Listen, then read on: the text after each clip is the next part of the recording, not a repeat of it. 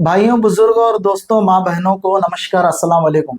मैं वसीम हकीम, अहिंदा हुबली धारण महानगर घटक अध्यक्ष। आज जो टीचर्स रिक्रूटमेंट प्रोसेस जो स्टार्ट किया है कर्नाटका सरकार ने, इस मुद्दे पर कुछ अहम जानकारियां देने के लिए सामने आया हूं। ये नोटिफिकेशन बुलाकर एप्लीकेशन डेट को इसी महीने की 18 तारीख से स्टार्ट किया गया है, जिसकी पहली डेट जो खत्म होने की जो तारीख थी, एप्लीकेशन को अप्लाई करने की जो खत्म होने की तारीख थी, वो 7 सितंबर थी, जिसे बढ़ाकर 15 तारीख कर दिया गया है। ये थोड़ा एक्सटेंडेड डेट के बारे में भी थोड़ा जानकारी रख लीजिए, क्योंकि 15 तारीख इसकी अब आखिरी डेट बताया गया है। तो इसमें क्या है, ये जो रिक्रूटमेंट प्रोसेस हो रहा है, इसमें कई तरह की कोताहियां बरती गई हैं। हमें ऐसा महसूस हो रहा है कहीं ना कहीं जो कन्नड़ा और इंग्लिश, ये दो लैंग्वेजेस को छोड़कर जो दूसरे लैंग्वेजेस है, जो रीजनल लैंग्वेजेस है, जो इस माटी के, इस मिट्टी की जान कहते हैं हम, जिसकी आत्मा कहते हैं, जिससे हमारे पानी और जमीन जुड़ा हुआ है, ये लैंग्वेजेस को इसमें से दरकरार किया गया है। जो बच्चे बीएड करते हैं, डीएड करते हैं, अपनी जिंदगी के कीमती साल वो इस मेहनत में लगा देते हैं, इस डिग्रियों को पाने के लिए लगा देते हैं, तो उन लैंग्वेजेस वालों को, उर्दू लैंग्वेज वालों को, मराठी लैंग्वेज वालों को, मलयालम हो, तमिल हो, तेलुगु हो या फिर हिंदी हो, इन लैंग्वेजेस वालों को इस रिक्रूटमेंट प्रोसेस में इंक्लूड नहीं किया गया, एक्सक्लूड किया गया है। लेकिन क्यों एक्सक्लूड किया गया है ये नहीं पता चल रहा। अब इसके अंदर क्या क्वालिफिकेशन मांगा गया है, क्या रिक्रूटमेंट प्रोसेस है, क्या वैकेंसीज बुलाई गई हैं, थोड़ा मैं उस पर आपके बारे में बता देता हूं। 15,000 वैकेंसीज बनाई गई है टोटल। इस राज्य में 50,000 टीचर की जरूरत है। आप बुला रहे हैं कितने हैं? 15,000। ठीक है, कोई बात नहीं, आपने शुरुआत की, अच्छी बात है।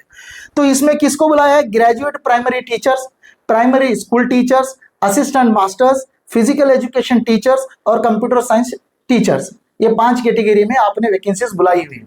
अब इसमें मैथमेटिक्स टीचर को कोई ऑप्शन नहीं दिया गया, मैथमेटिक्स टीचर नहीं बुलाया गया। हालांकि मैथमेटिक्स बहुत ही एक इंपॉर्टेंट सब्जेक्ट होता है, सारा दारोमदार ज्यादा से ज्यादा बच्चों को मैथमेटिक्स में डिफिकल्टीज होती है। 10th के जब एग्जाम बच्चे अटेंड करते हैं, बड़े पैनिक और बहुत ही घबराहट के साथ अटेंड करते हैं। तो इसमें ज्यादातर वैकेंसी जो है मैथमेटिक्स की भी खाली थी, लेकिन इनको नहीं बुलाया गया। कुछ चलो ठीक है, उसे भी छोड़ देते हैं। अब हुआ क्या है, टोटल 15,000 वैकेंसीज में 6,967 कल्याण कर्नाटक के लिए रखा गया है, 8,033 वैकेंसीज वो पूरे कर्नाटक के लिए रखा गया है। अब टोटल जो आज तक जो बीएड करके, जो डीएड करके, जो बीएससी बीएड करके जो घरों में बैठे हुए हैं, जिनके 2 से 3 साल कोविड-19 में बर्बाद हो गए, उनकी उम्र चली गई, उनके करियर का उन्होंने बर्बाद कर लिया, वो साल ना रिक्रूटमेंट हुआ ना कुछ हेल्प हुई। सरकार ने आश्वासन दिया, सरकार ने जब बुलाया, सभी लोगों ने मिलजुल कर कोविड की लड़ाई लड़ी, कोविड के मामले में हाथ बढ़ाया और उस महामारी के खिलाफ हम लड़ते रहे और जीत भी हासिल की। लेकिन क्या वो 2-3 साल जो इन नौजवानों ने वेस्ट किए हैं, जो बर्बाद हुए हैं, क्या उसका उनको कंपनसेशन नहीं मिलना चाहिए? क्या वो 2-3 साल के बारे में उनके लिए उनको एज लिमिट में एक्सटेंशन नहीं देना चाहिए? ये नोटिफिकेशन में इस बारे में बात नहीं किया जा रहा। एज लिमिट को बढ़ाया जाना चाहिए।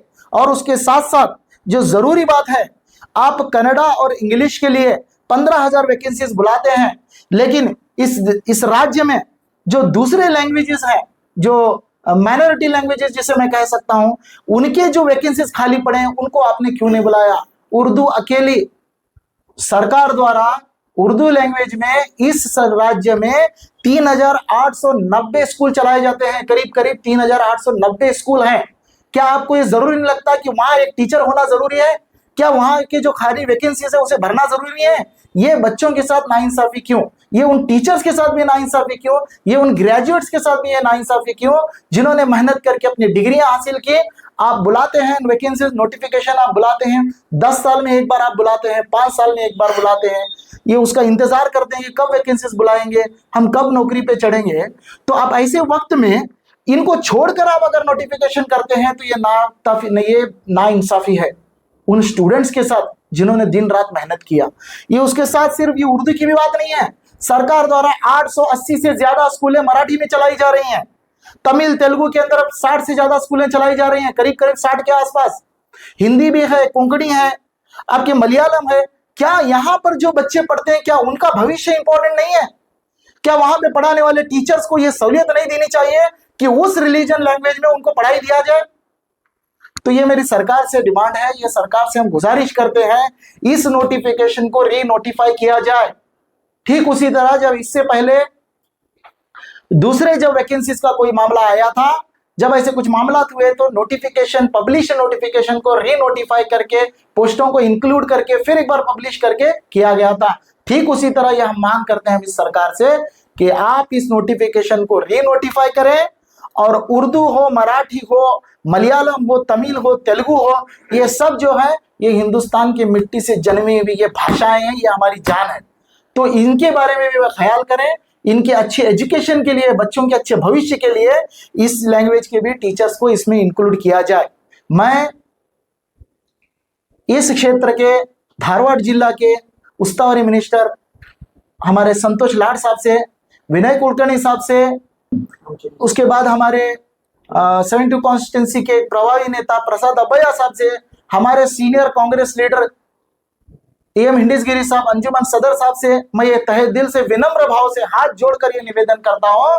सलीम अहमद साहब जो इस क्षेत्र से सभापति बने हैं, उनसे मैं ये विनम्र भाव से विनती करता हूं। यूटी खादर साहब है, हमारे जमीर अहमद साहब है, आप तमाम से मैं ये हाथ जोड़कर निवेदन करता हूं, विनम्र भाव से ये मैं आपको निवेदन करता हूं कि आप इस विषय में सरकार से बात करें और इन सब को बराबर का मौका दे। ये सबका बराबर का हक है। एजुकेशन सिस्टम में जो बच्चे पढ़ चुके हैं, जो पढ़ने वाले हैं, इनमें पार्शियलिटी नहीं होनी चाहिए, सबको बराबर का मौका मिलना चाहिए। मैं तमाम से गुजारिश करता हूं कि सरकार से इसके बारे में बात किया जाए और ये बच्चों को उनका हक दिलाया जाए। ये इसमें एक चीज क्या है, कई लोग कहते हैं कि बहुत से उर्दू के प्रोफेसर्स हैं, ये बहुत सारे नामचीन लोग हैं, ये लड़ाई में कहीं ना कहीं चूकते हुए नजर आ रहे हैं। ऐसा कोई बात नहीं है, लेकिन एक बात ये तो है कि उर्दू एकेडमी, कर्नाटका स्टेट की उर्दू एकेडमी की अपनी एक बड़ी जिम्मेदारी बनती है। इसमें आपको आगे आना है। उर्दू एकेडमी बनाया गया इसीलिए है कि आप इस लैंग्वेज के लिए आप काम करें, डेवलपमेंट के लिए काम करें, जरूरत चीजों को आप उसकी आवाज उठाएं। क्यों उर्दू एकेडमी इसके बारे में आवाज नहीं उठा रही, क्यों खामोश है, ये समझ में नहीं आता। ये उनसे भी मेरी गुजारिश है, जो चेयरमैन साहब है उर्दू एकेडमी के, वो सामने आए और सरकार में के सामने इसके बारे में अपनी बात रखें। और तमाम वो लोग जो उर्दू के फिक्रमंद है, जो उर्दू से अपना नाम कमाए हैं, जो उर्दू से अपनी पहचान बनाते हैं, आप सबको यह गुजारिश करता हूं कि आप सब आगे आए और इस सरकार को यह निवेदन करें कि इन बच्चों को जो पढ़कर घर में खाली बैठे हैं, बेरोजगार बैठे हैं, इनके लिए आवाज बने। बीएड डीएड करके जो सालों से खाली वाले बैठे हैं, उनके लिए ಕ್ಷಣ ಕ್ಷಣದ ಮಾಹಿತಿಗಾಗಿ ನೋಡ್ತಾ ಇರಿ ನೇಷನ್ ನ್ಯೂಸ್. ಕಾಮೆಂಟ್ ಮಾಡಿ, ಲೈಕ್ ಮತ್ತು ಶೇರ್ ಮಾಡಿ.